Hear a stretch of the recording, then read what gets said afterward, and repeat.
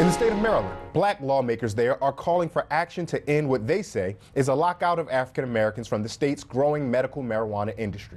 Maryland's Legislative Black Caucus wants the state to increase the number of licenses it issues to grow marijuana, noting that zero of the 15 that were awarded last year went to black-owned companies. A measure that would have given a preference to minority-owned companies failed on the final day of the state's legislature session in the spring. Now, a request by Maryland Black Caucus Chairwoman Delegate Cheryl Glenn to call a special legislative session on the issue was declined by Maryland Senate President and House Speaker, both of whom are Democrats. But the two lawmakers did express support for emergency legislation that would expand the state's marijuana industry early next year. Here's Senator Cory Booker. We need to make sure that we are not only making it legal on the federal level, not only moving states to do the same, but to start targeting on not only ending the racial disparities in incarceration, the targeting of poor people, but trying to do what I call restorative justice. Let's start with our panel talking about this. Dr. Carr, you also have a PhD in Africana Studies, but have a JD, so you understand the law and the mechanisms of the law. Marijuana is a Schedule I drug, meanwhile cocaine is Schedule II, and yet we still tend to treat marijuana, by and large, except for in some states, as though it's as heinous as methamphetamines and heroin.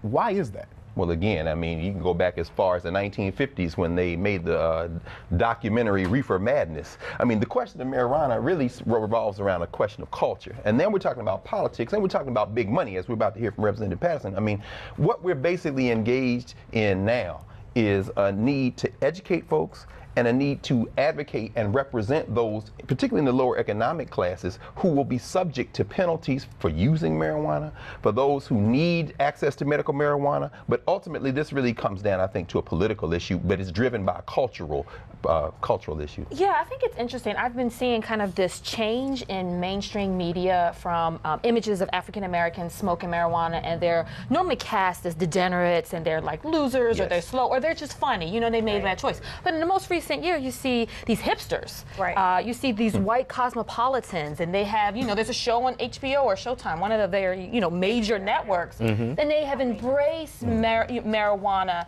as a part of our American culture, and it's okay now. But men and women went to jail. People, their lives were disrupted because they were either using or selling. And as a Marylander, I've paid a lot of attention to this issue because moving beyond the health issues and the cultural issues associated with marijuana use, this is an economic issue. And it's about economic development and the inability for minority business enterprises to be seated at the table. That's speaking to Liz's point, we saw not long ago, one major publication had a tweet that said, marijuana moms, and talks about how to help them parent even better. They were on the cover of a magazine. Right. So imagine had those women on the cover of a magazine that said smoking marijuana makes them better mothers, had they been all black women, and how they would have been received. And to your point, I live in Washington, D.C. As we know, the gentrification has taken its toll on the city.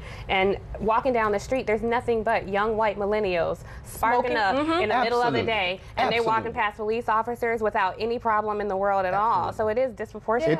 It's a cultural point, as you alluded to, Tiffany, but it's also an economic one. And joining us in studio is State Delegate Edith Jerry Patterson, the second Vice Chair of Maryland's Legislative Black Caucus. Delegate Patterson, thank you so much for joining us. It's my pleasure. What is the issue at hand for the Maryland Legislative Black Caucus in regards to the Maryland medical marijuana industry? The issue summarily is in terms of equity. When the bill was passed, there were certain regulations and stipulations in terms of who would secure licenses, who would be dispensers and growers. And that bill addressed having diversity as well as geographic locations as well. Of the licenses that have been pre-approved, none of them represent any type of diversity. And this is something that we, as members of the Legislative Black Caucus of Maryland, are objective to. And certainly that was the purpose for the legislation that was introduced in the 2017 legislation in a House session. Delegate Patterson, we just talked about the question of affirmative action, and sometimes critics of affirmative action minimize that to race quotas or minority quotas. What is it that you all will do to ensure that this doesn't just become, did we get 2 or 3 black dispensers? No, we believe, we are legislators, and we believe adhering to the law. And when we think about, Maryland, the state of Maryland, is 1/3 minorities. And certainly when you look at this industry, as you well stated, we have been African Americans on the end of being incarcerated for infractions, but yet when this industry has developed, been approved by the Maryland Commissioners, Marijuana Commission, they neglected to include or consider the African American population. It is equity, it is fairness, and that is what we are championing for.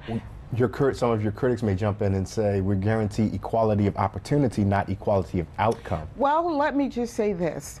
There was a blind study of approval of licenses and growers. Of the 15 that were approved, 2 qualified. And they were African American businesses. For whatever reason, they were bumped down and they were disqualified. And they use the term geographic diversity. Now, we clearly object to that. And so there are lawsuits that were filed, and we tried to remedy this in our last legislation. Unfortunately, what happened was the time ran out. Sunday died. The Senate bill was not would not conform to the House bill. And so in the last 10 minutes, there was a vote on the floor, but the opposition elected to explain their vote.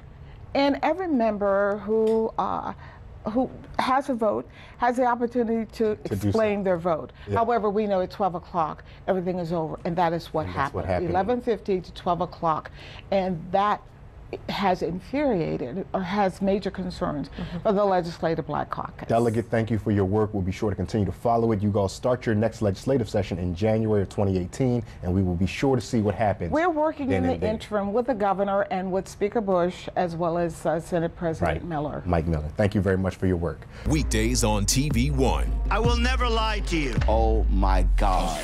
Roland Martin. He doesn't want to talk to us. He wants to ignore us. Uncensored. Hell no. That ain't gonna cut it, boo. Unapologetic. No, that is fundamentally false. You are wrong. Unfiltered. He wants an America where we all look alike. He ain't talking about black people. Unrelenting. You better go work out, because you got a fight on your hands. NewsOne Now with Roland Martin. Weekdays at 7 a.m. on TV One.